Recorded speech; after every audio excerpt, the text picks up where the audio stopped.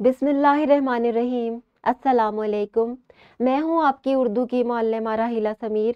उम्मीद है तमाम तालिब इल्म खैरियत से होंगे और खुशबाश होंगे। हम पढ़ रहे हैं उर्दू बराए जमात शशम और इसमें हमने जिस बाब का आगाज़ किया हुआ है वो है बाब शशम। इसका हम दूसरा सबक पढ़ रहे हैं जिसका उन्वान है जंगल के रीछ का तोहफ़ा। हासिल ताल्लुम हमारा है नसरी तहरीर में इम्तियाज़ कर सके, ये पढ़ना महारत से ताल्लुक़ रखता है। और जैसे कि आपको पहले भी पढ़ाया जा चुका है कि नसरी तहरीर क्या होती हैं, हम आपको तफसील से ये पढ़ा चुके हैं, इसलिए एक छोटी सी सरगर्मी कर लेते हैं और आपसे पूछा जाएगा कि ये नसरी तहरीर कौन सी है। मैं आपको पढ़कर सुनाती हूँ, इसके बाद आप बताइएगा कि ये कौन सी नसरी तहरीर की किस्म है। एक दफ़ा का जिक्र है, एक जगह शहद गिरा हुआ था। एक चींटी का वहाँ से गुजर हुआ। उसने थोड़ा सा शहद चखा, इसे बहुत मज़ा आया।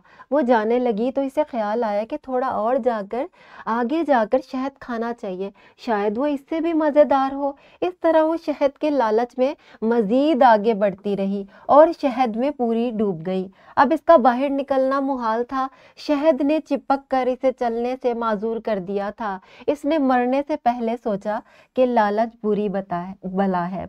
बताइए इस नसरी तहरीर को आप क्या कहेंगे? दरख्वास्त, खत, रुदात, मजमून या कहानी? वीडियो को पॉज करें और ये सरगर्मी करें।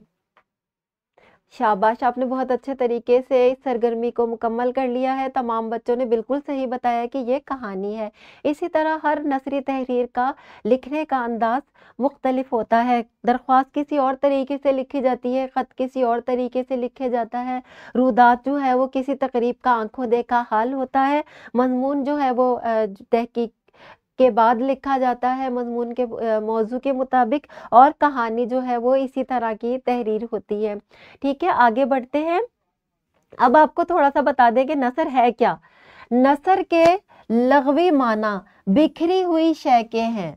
वो तहरीर जो शेर ना हो बल्कि आम गुफ्तगू की तरह लिखी जाए, इसे नसर कहते हैं। बच्चों, बिखरी हुई शय का मतलब ये है कि जैसे अशार होते हैं ना, उसमें रदीफ काफिये की पाबंदी होती है, तो वो एक ख़ास अंदाज में लिखी जाती है। लेकिन नसर जो होती है, जैसे हम गुफ्तगू करते हैं, इसका कोई रदीफ काफिया नहीं होता, इसी तरह नसर जो है वो लिखी जाती है, चाहे वो कहानी हो, मजमून हो या इंशाइया हो या अफसाना हो या दरख्वास्त हो।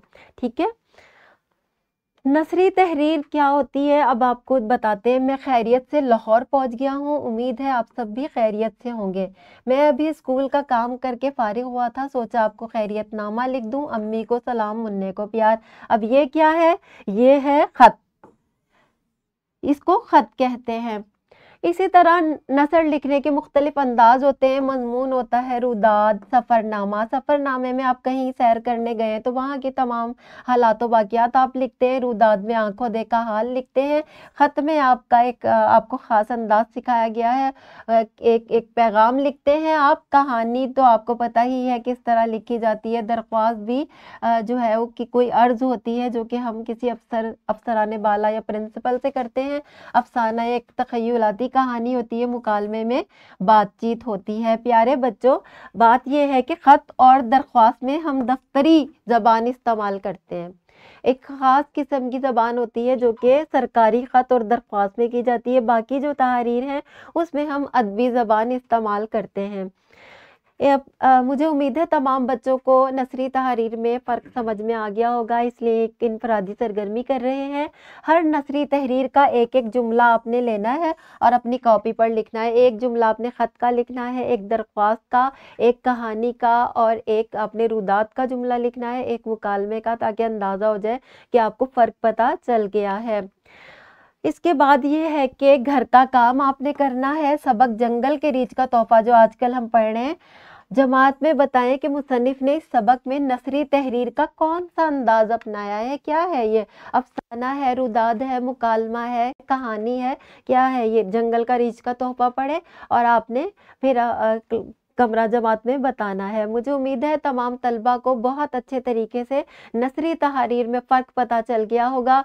ये एक वर्कशीट है जो कि इस वीडियो के डिस्क्रिप्शन में मौजूद है। इसमें कुछ जो है नसरी तहरीर के जुमले लिखे गए हैं, कुछ पैराग्राफ हैं जो कि आपने बताना है कि इसमें कौन सी ज़बान इस्तेमाल हुई है, अदबी, सहावती, दफ्तरी, कानूनी, तकनीकी, कौन सी ज़बान जो है वो इस्तेमाल की गई है और ये नसरी तहरीर की कौन सी किस्म है। मिलते हैं अगले लेक्चर में, तब तक के लिए अल्लाह हाफ़िज़।